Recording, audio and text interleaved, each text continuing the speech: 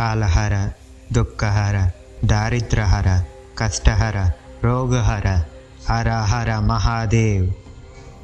నేనే కాదు, మీరు కూడా ఈ మాటే అంటారు. ఈ వీడియో చూసిన ప్రతి ఒక్కరు అదే అంటారు. చూడండి, చూస్తున్నారు కదా జలపాతం ఎలా వస్తుందో. నిరంతరం శివుడికి అలా అభిషేకం జరుగుతూనే.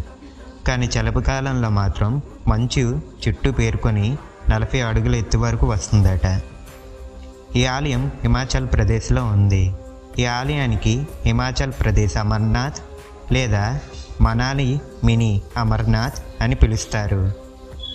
ఈ ఆలయానికి పూర్వం ఆంజనేయ స్వామి తల్లి అంజనీదేవి ఇక్కడ ధ్యానం చేసిందని నమ్ముతారు. ఈ వీడియో నచ్చితే ఓం నమః శివాయ అని కామెంట్ చేయండి.